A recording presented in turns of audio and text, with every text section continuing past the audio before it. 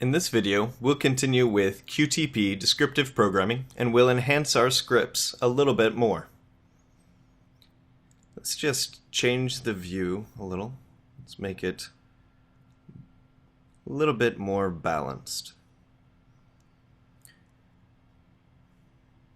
Okay, so we have created a simple QTP script for Facebook login. It navigates to Facebook, enter some text, and finally it closes the script. It closes the browser. So we can also capture the error message in the end that comes up for putting in invalid credentials. So that we did with QTP checkpoint and output values.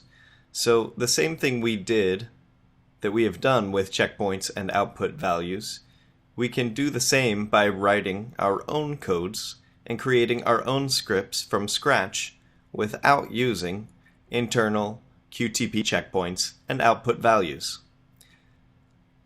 So what we can do is, let me run this test without closing the browser.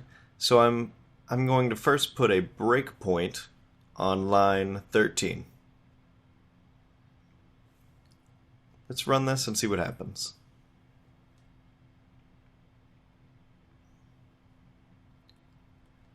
So it navigates to Facebook, enters some text, and clicks on login. At this point, it will not try to close the browser, so let me stop it, because I did put a breakpoint on line number 13. So at this point, I want to capture this error message that says incorrect email password combination. So for that, what I'll have to do is I can basically tell QTP to capture this error message. But before I do that, I need to know the properties and values. So I click on Object Spy.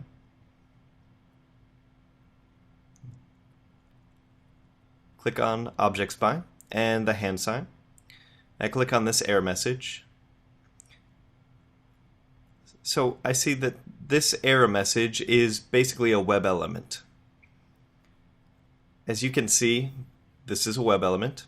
So while I'm on this web element, if I click on this icon, which is a highlighting application, if I click on that, then this will highlight the error message.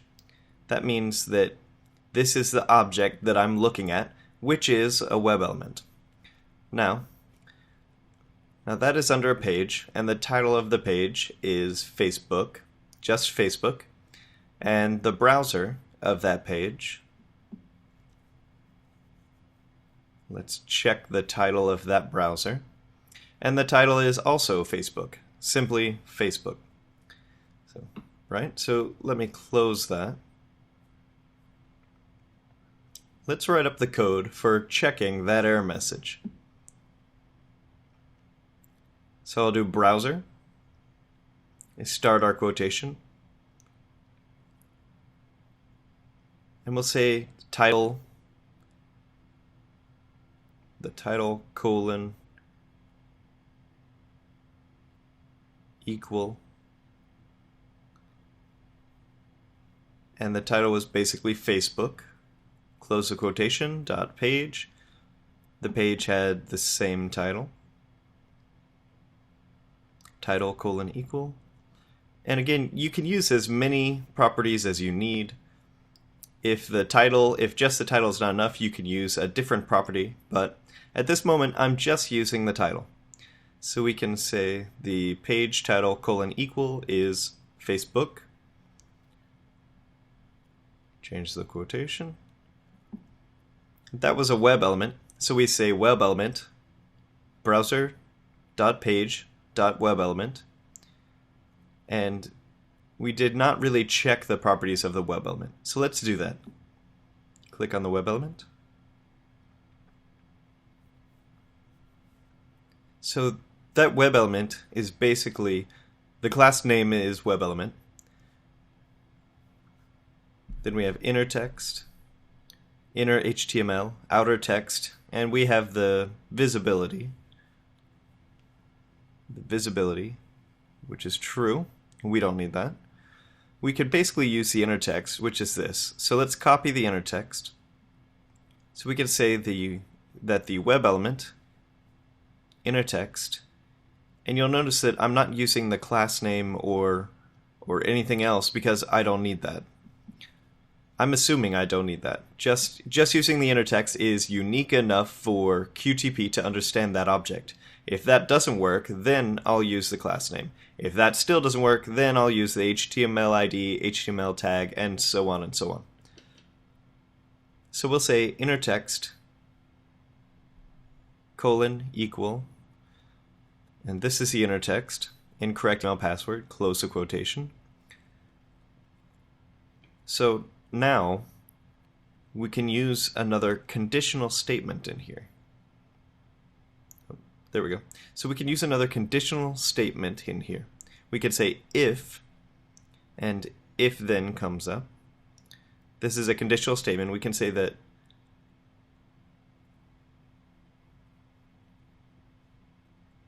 so this web element, I do a cut and paste on it. So if the browser.page.webelement.innertext incorrect email password does .exist, there is something on VBScript called exists. So if I'm saying .exist and in the bracket I'm putting 3, that means it will check for this web element for 3 seconds. So again, I'm saying browser page web element, which is this element here.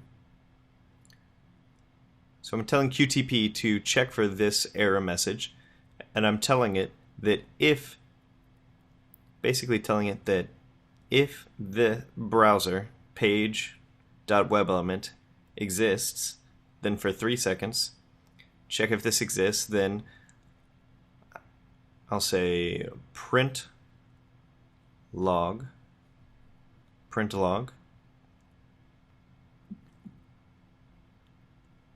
log of error message exists, else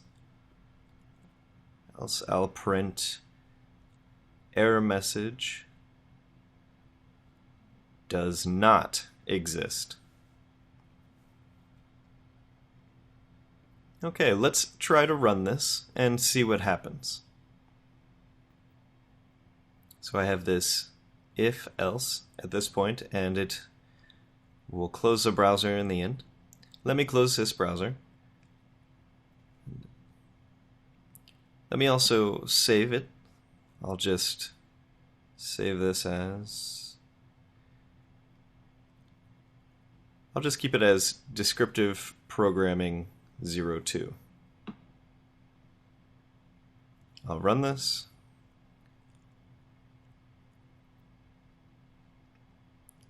So it entered the text, clicked on login. It's checked for that error message, now closes a browser.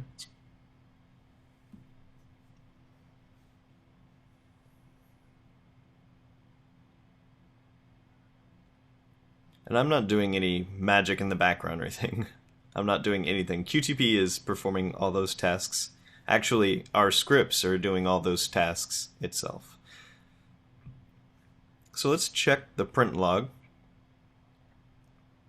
So we can see that this error message exists. So this print log got printed because it found the error message. Now if we did enter a valid login, some valid email password, then that message will not come up. So in that case, we would get a print log saying that the error message was fail. So in the future, instead of just printing pass or fail, we will try to write those results in a text file or results sheet in an Excel sheet so that we'll have the logs of those pass and fail in an external file. This is how you write scripts in QTP and log your results in another file, and we'll do that later on. Thank you.